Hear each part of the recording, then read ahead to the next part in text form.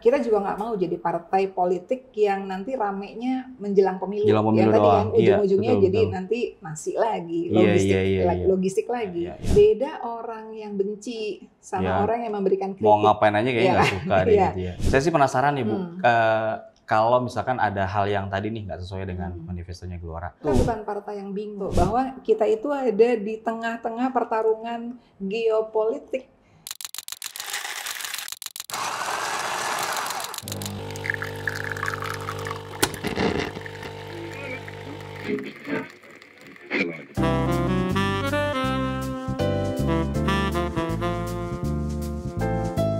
Halo, selamat malam. Assalamualaikum warahmatullahi wabarakatuh.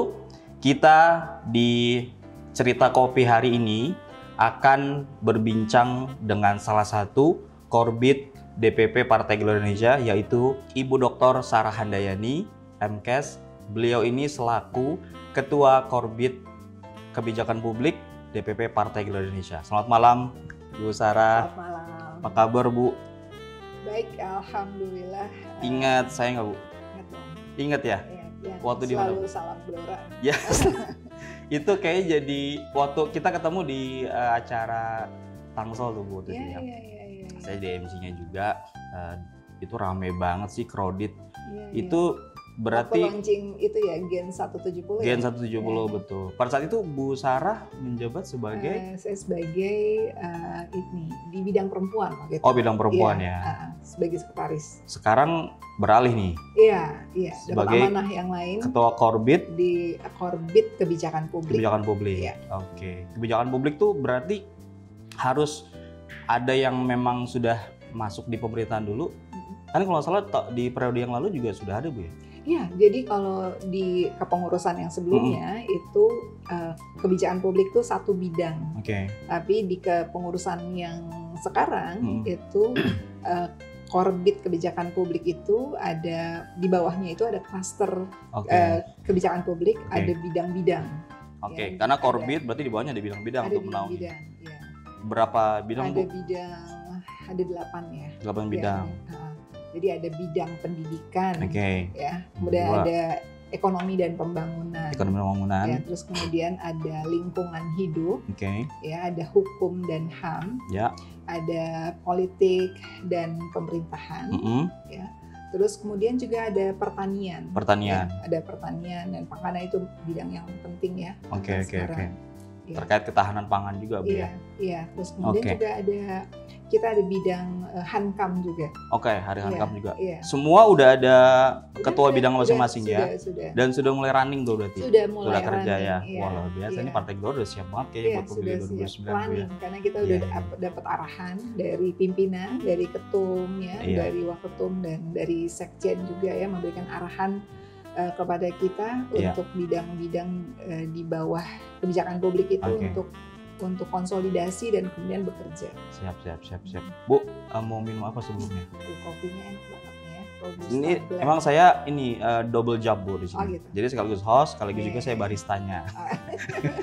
Ada kopi nih, Bu. Suka kopi nggak, Bu? Iya, suka banget. Oke, saya sediain. Nah, ini silakan. Dari mana nih kopinya? Robusta Blend. Kopi Indonesia. Coba hasil dari Partai Indonesia juga. Silakan. Saya udah barengin deh. Nah, ini baru sesuai dengan judulnya nih, Bu, cerita kopi. Iya. Sambil ngopi. Ya, sambil ngopi sambil cerita ya. Lanjut ke tadi, Bu ya. Soal ada 8 bidang di bawah Korbit Kebijakan Publik. Kalau dari sisi perbedaan dulu deh, kita bahas. Kalau yang lalu saya terus terang kurang mengetahui deh, Bu, yang lalu nih. Tapi nggak apa-apa buat di-share ke sahabat Gelora yang lain. Bedanya kebijakan publik bidang atau korbit kebijakan publik yang dulu dengan yang sekarang nih di mananya nih, Bu? Iya, sebenarnya ini sekarang itu jadi lebih luas ya. Jadi kebijakan publik jadi mengkoordinir beberapa bidang-bidang agar bekerja tentu saja sesuai dengan tugas pokok dan fungsinya. Ini di masing-masing bidang ini harus menjalankan fungsi dari kebijakan publik. Kalau sebelumnya itu kan kebijakan publik kan cuma satu bidang. Ya, jadi meskipun sebenarnya ada bidang pendidikan juga, ada bidang kesehatan, ya, tapi itu tidak di bawah Mereka bidang sendiri publik, ya? Iya, masing-masing jadi bidang sendiri.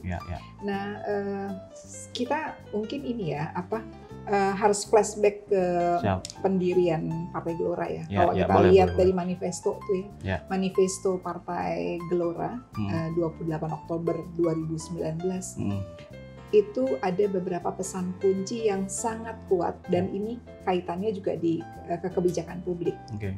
Ya, ada krisis kepemimpinan di tingkat nasional dan global ya, yang kemudian kita tuh ada di tengah-tengahnya, sehingga pesan dan penekanan bahwa partai ini kuat di narasi ya, yang kemudian harus juga turun menjadi aksi dan kita harus kuat dalam kebijakan publik. Ini betul-betul ditekankan oleh pimpinan kita ya, dan kemudian harus menjadi pekerjaan dan value yang ini harus terus-menerus kita jalankan. Gitu. Itu kalau bicara flashback yang dari manifestonya ya. Berarti kalau ini kan sekarang kan udah ada perwakilan dari Partai Gelora nih yang ada di pemerintahan, ada 2 wamen kan. Kira-kira nih kalau dari sisi, sorry Bu, kalau untuk dewannya sendiri sudah ada yang jadi penjabat sekarang? Sebagai peserta pemilu 2024 ini pertarungan Partai Gelora yang pertama ya. Itu berdarah-darah ya. Jadi memang pertarungan yang pertama ini luar biasa ya, dan kemudian kan alhamdulillah mengantarkan 73 orang anggota DPRD ya, di tingkat daerah. Kita belum berhasil masuk ke Senayan, tetapi karena dilandasi tadi itu platform yang sangat jelas, narasinya, tujuannya mau kemana. Dalam proses evaluasi kan struktur DPN ya ke daerah-daerah mendapatkan keyakinan bahwa kita lanjutkan perjuangan ini dan on the way lah ya. On the way. Bu Sarah mau selain kopi? Cukup. Air putih mungkin? Karena saya juga mau air putih nih sebentar. Oh Bu ya, ini saya siapin. Oke Bu, lanjut. Kita kembali ke soal narasi tadi. Kalau saya nih misalkan sebagai anggota Gelora, tadi kan sudah dinotis sama Bu Sarah. Sebelum kita mungkin mempromosikan ke publik gitu kan terkait ide narasi Gelora, itu kan harus kuat dulu nih di anggotanya sendiri gitu kan. Sejauh apa nih? Atau mungkin gini ya, gimana caranya narasi ini kan dibentuk sama sekelompok orang elit lah di Partai Gelora gitu kan.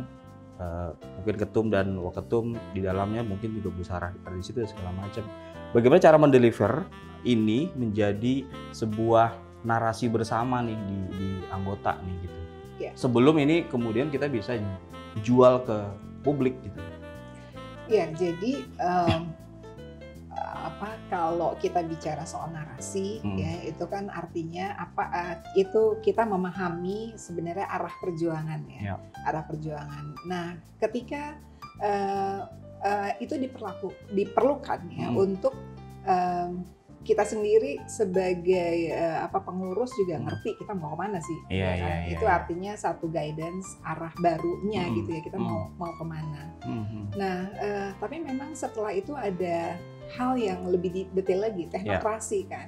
Jadi nanti untuk masing-masing cita-cita kita tuh mau kemana, itu tentu saja harus difikirkan lebih detail. Kan? Tentu saja sekarang kalau kita bicara era sekarang kita berada di masa di bawah kepemimpinannya Presiden Pak Prabowo kan ya. Nah, tadi cita-cita Partai Gelora mau jadi negara superpower baru, kan proposalnya ketemu sama proposal Pak Prabowo, sama match tuh ya, cuma bahasanya kalau dalam bahasa pembangunan yang sekarang sudah ada dalam proses dalam dokumen pembangunan RPJPN sampai 2045, Indonesia Emas 2045 kan ya. Jadi artinya 100 tahun Indonesia merdeka, harusnya indikator negara maju itu harusnya terpenuhi. Dari negara berkembang ke negara maju gitu ya. Nah itu sama tuh ya, keinginan Partai Gelora dengan Presiden Prabowo. Sehingga sekarang juga kan kita berada di kabinet itu dari hasil perjuangan juga, ya kan? Dan keyakinan terhadap proposal itu dari awal tuh kan. Jadi dukungan kita kan itu konsisten sejak awal ya, dan beberapa orang pengurus dari DPP pada saat itu juga ikut tuh menyusun visi misi Pak Prabowo yang kemudian kita yakini bahwa kita tuh mau kemana sih, ya itu kan di bawah kepemimpinan Pak Prabowo ya, sebagai Presiden Republik Indonesia. Jadi artinya memang kita tidak bisa memikirkan hal yang sangat detail semuanya oleh Partai Gelora. Karena itu, karena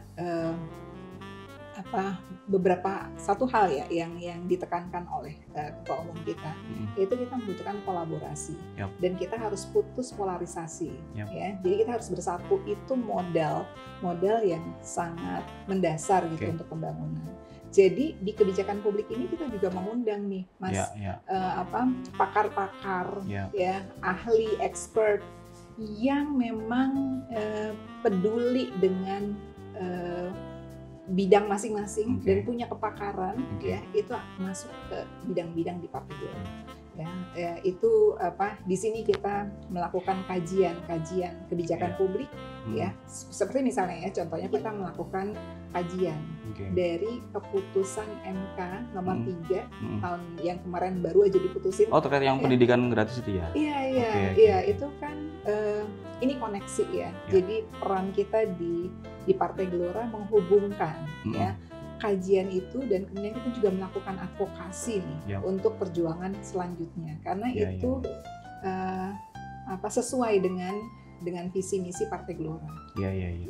Ini saya jadi ingat belum lama ini kan kita juga diskusi dengan Bang Sandi nih sebagai Korbit Penghalangan kan.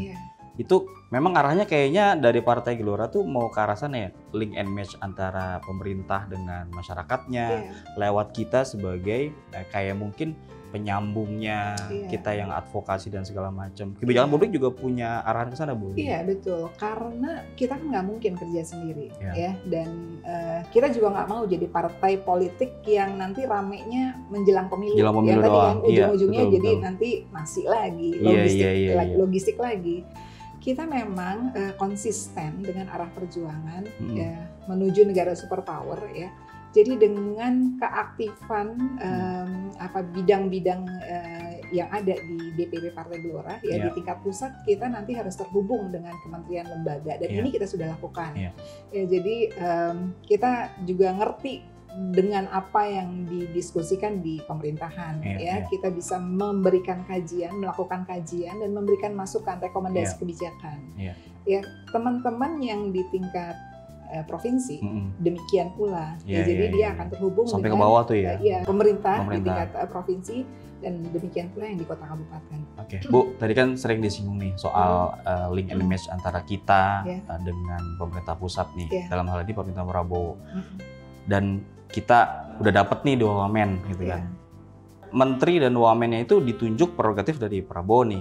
Berarti kan secara tidak langsung semua kebijakannya harus inline gitu kan. Nah, misal nih ada kebijakan mungkin bukan ada di Kementerian PKP atau Kementerian Luar Negeri nih yang saat ini diamanahkan sama salah satu petinggi atau salah duanya petinggi Gelora.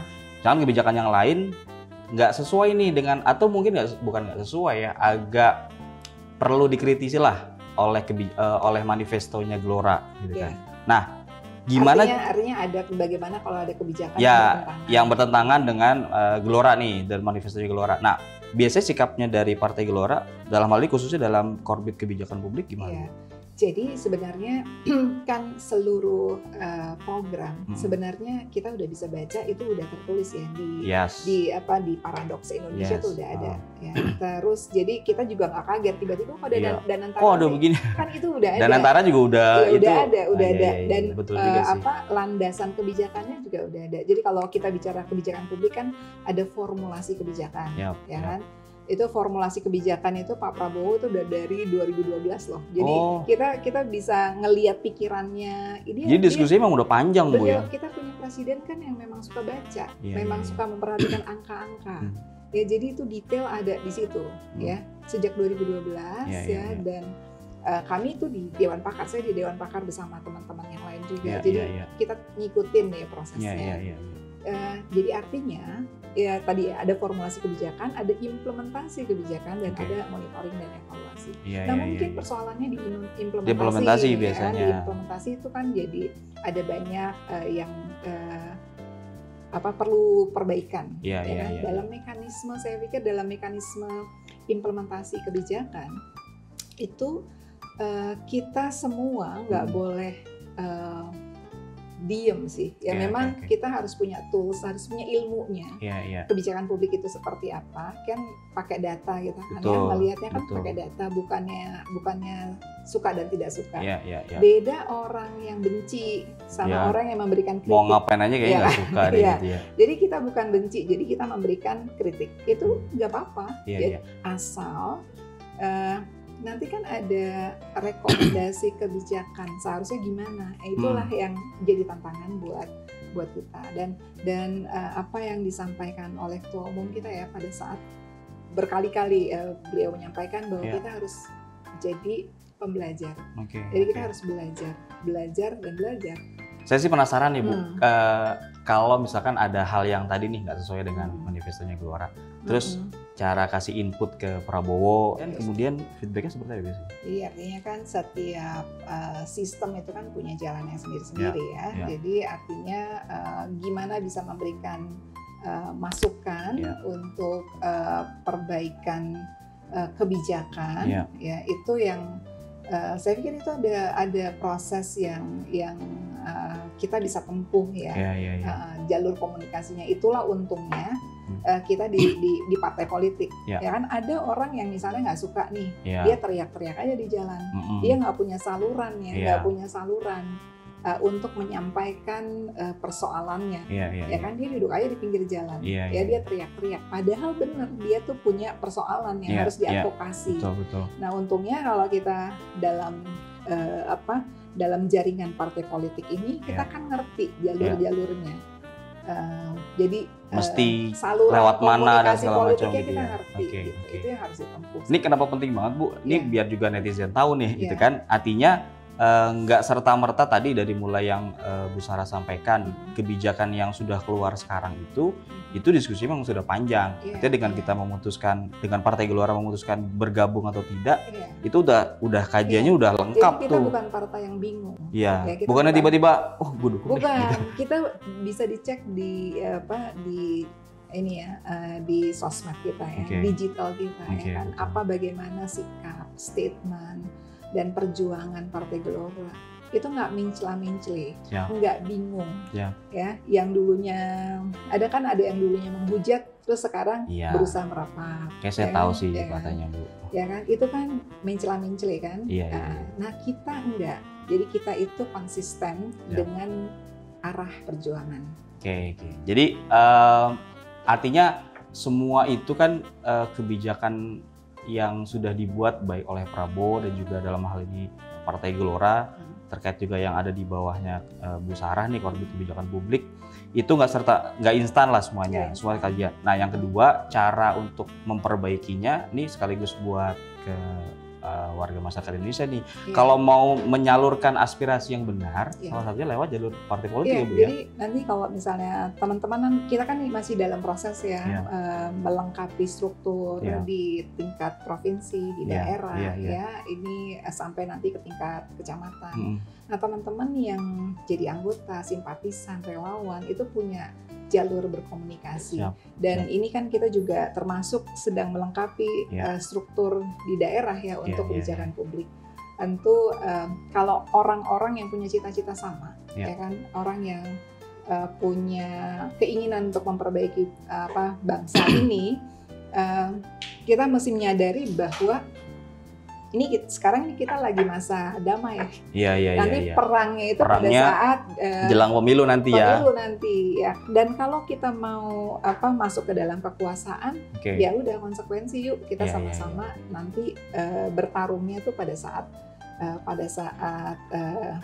jadwal ya, pada saat jadwal. Dan sekarang saatnya kita membangun. Jadi saatnya kita bersatu, saatnya kita memberikan pikiran yang konstruktif, bukan yang caci maki segala macamnya. Yang kritik boleh, tapi harus kritik yang konstruktif ya. Nah, last but not least nih Bu, buat internal anggota Gelora dari mulai mungkin pusatnya sampai ke daerah. Apa yang mau disampaikan dari Ibu? Ya, sahabat Gelora, baik pengurus, anggota, simpatisan, dan semua yang punya kepedulian terhadap bangsa ini, Partai Gelora punya keyakinan bahwa kita harus menjadi negara superpower yang kalau di dalam dokumen pembangunan ya Pak, di RPJPN itu nanti 2045 jadi negara Indonesia emas ya. Nah, menuju ke sana itu memang tidak mudah. Kita mesti bersatu, mesti sama-sama. Saya meyakini bahwa Indonesia punya potensi untuk bisa menyatukan potensinya, sumber daya alamnya, sumber daya manusianya. Ya, tapi memang kita harus menyadari bahwa kita punya tantangan di tingkat global yang luar biasa ya, dan itu sudah ditekankan tuh di manifesto bahwa kita itu ada di tengah-tengah pertarungan geopolitik yang kemudian bisa bikin kita itu jadi korban. Dan positioning kita harusnya dengan kepemimpinan di tingkat nasional dan global yang kuat, mudah-mudahan Indonesia nggak jadi korban, nggak jadi collateral damage. Dan kita harus jadi pembelajar terus-menerus menguatkan soliditas ini. Oke, luar biasa Bu, sambil diminum kita. Terima kasih. Gitu ya sahabat Gelora ya, tadi penjelasannya udah lengkap banget sih, dan terima kasih Bu Sarah atas waktunya, atas sharing informasinya. Mudah-mudahan tercerahkan nih baik teman-teman yang di internal Partai Gelora maupun masyarakat luas gitu ya. Baik, sahabat Gelora di mana-mana berada, sekian cerita ngopi malam hari ini dari saya. Assalamualaikum warahmatullahi wabarakatuh.